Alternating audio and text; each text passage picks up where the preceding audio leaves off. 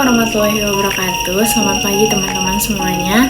Sebelumnya, perkenalkan nama saya Hanifah Nur Khairunisa yang akan menjadi narasumber kepada pertemuan kita kali ini. Pada kesempatan kali ini, saya akan berbicara topik penting sebagai narasumber.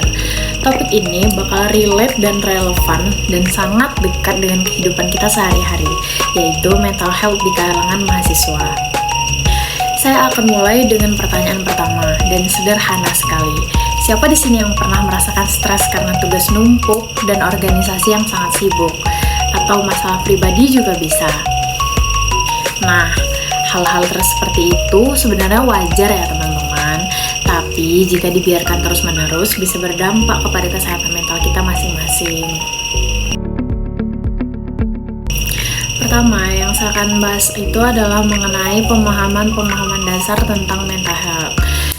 Teman-teman semua tahu nggak sih mental health itu apa? Mental health itu adalah satu kondisi ketika seseorang mampu menghadapi tekanan hidup, bekerja secara produktif, dan berkontribusi di lingkungannya. Jadi, sehat mental bukan berarti kita harus selalu bahagia, melainkan sebagaimana kita bisa mengelola emosi, pikiran, dan perilaku dengan baik. Nah, aku udah search nih, apa aja sih fakta-fakta tentang mental health. Menurut WHO, 1 dari 4 orang di dunia pernah mengalami gangguan kesehatan mental. Kalau di kalangan mahasiswa, tekanan itu akan semakin besar karena masa kuliah adalah masa transisi menuju dunia dewasa. Nah, teman-teman semua tahu nggak sih kalau mental health tuh ternyata ada tantangan-tantangannya, termasuk kepada mahasiswa. Seperti yang kita lihat saja, mahasiswa sering menghadapi beberapa tantangan seperti di akademik, finansial, sosial, ekspektasi kepada masa depan, dan organisasi dan aktivitas. Yang pertama itu ada akademik. Akademik itu bisa mencakup dari tuntutan tugas, ujian, dan skripsi. Kalau finansial itu bisa dibilang dengan uang kuliah dan uang bulanan yang terbatas, dan hubungan sosial itu seperti konflik kepada teman, pacar, dan bahkan bisa juga keluarga. Nah, berikutnya tuh ada ekspektasi masa depan. Rasa takut tidak dapat kerja setelah lulus. Seperti itu bisa membuat mental health kita terganggu. Nah, yang berikutnya tuh ada organisasi dan aktivitas di kampus. Sering membuat jadwal padat yang bahkan bisa jadi itu lebih padat daripada jadwal mata kuliah kita masing-masing sendiri ya.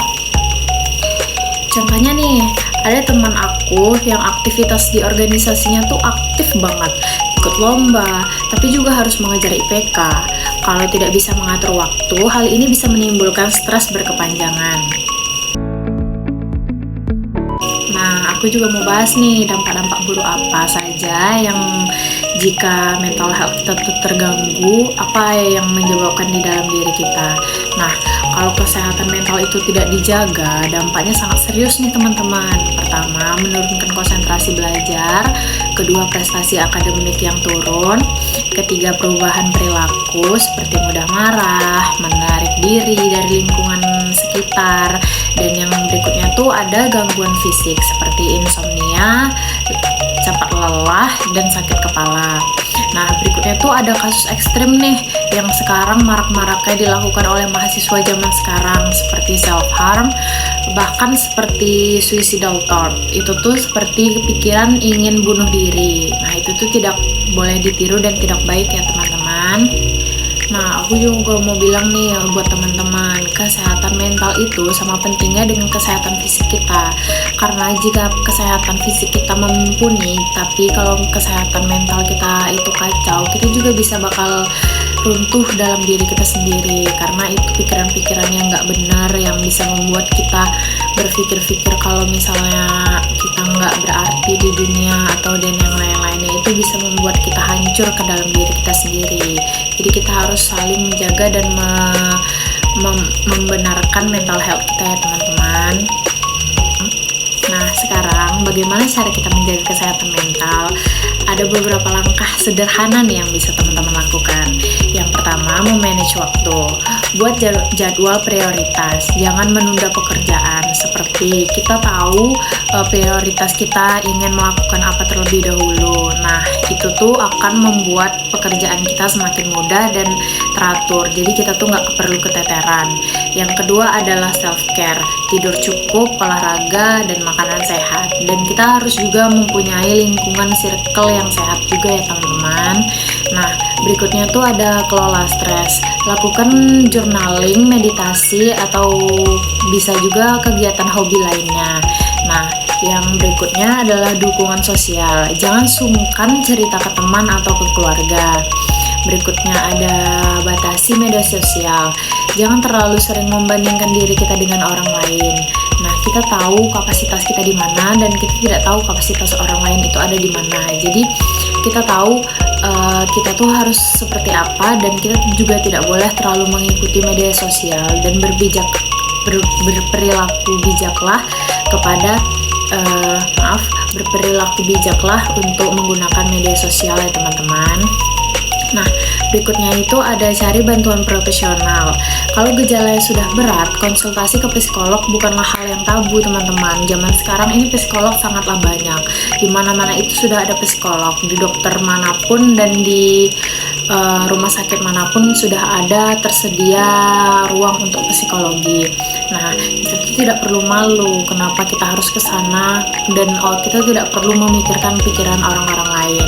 Nah, jika teman-teman malu nih kalau misalnya gengsi mau ke dokter psikolog atau segan, kita bisa download di aplikasi di HP kita yang bernama Halodoc untuk konsultasi di sana kepada dokter yang tersedia. Nah, di sana juga bisa kok untuk psikolog, gitu juga bisa teman-teman. Ingat ya teman-teman, mencari bantuan bukan tanda kita lemah, justru itu tanda kita peduli kepada diri kita sendiri. Nah, sebelum saya menutup materi kali ini, saya ingin tanya nih sama teman-teman, kalau kalian stres, biasanya apa yang kalian lakuin? Kalau aku sih, jujur, aku kadang kayak mengurung diri di kamar, terus scroll TikTok, melihat media sosial, seperti itu. Itu bisa berdampak 50-50 sih sebenarnya, bisa membuat stres saya semakin stres, dan stres saya tuh kadang juga terobati karena validasi-validasi yang saya butuhkan di dalam otak saya tuh terpenuhi. Nah, juga ada teman saya yang kalau misalnya stres itu dia make up, posting diri sendiri di medsos, dan bisa juga nongkrong bersama teman-teman, menghabiskan waktu. Nah, ada juga teman saya yang kayak kalau misalnya stres tuh dia melakukan hal-hal buruk seperti self-harm, kayak ngiris-ngiris tangan gitu. Nggak boleh ya teman-teman, itu adalah hal yang fatal yang dapat membuat diri kita sendiri rugi di masa depan. Nah, dari pengalaman-pengalaman yang saya ceritakan tersebut, kita bisa mendapat dan melihat setiap orang punya cara berbeda untuk mengatasi stresnya masing-masing. Tapi intinya jangan dipendam sendiri. Nah, sesuai yang saya ceritakan barusan, pengalaman saya dan teman-teman saya, kita dapat mengambil kesimpulan dengan pengalamannya nih untuk kita lihat sama-sama. Setiap orang itu punya cara berbeda-beda untuk mengatasi stresnya. Tapi intinya adalah jangan dipendam sendiri dan jangan melukai diri sendiri, karena itu bakal mengakibatkan hal fatal untuk diri kita di masa depannya.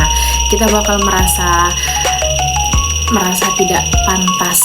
Itu sangatlah wajar ya teman-teman. Jadi jangan melukai diri sendiri. Sayangi diri kita seperti orang menyayangi kita dan seperti kita menyayangi orang lain. Dan terakhir teman-teman, aku mau rangkum nih apa aja sih yang aku bahas tadi. Pertama, itu kesehatan mental sama pentingnya dengan kesehatan fisik. Yang kedua, mahasiswa punya tantangan unik seperti akademik, finansial, sosial, dan hubungan masa depan. Yang ketiga, kalau tidak dijaga, mental health bisa berdampak serius teman-teman. Jadi kita tidak boleh menyepelekan mental health tersebut ya. Dan yang keempat, ada banyak cara sederhana untuk menjaga kesehatan mental kita, mulai dari memanage waktu, self-care, hingga hubungan sosial. Teman-teman,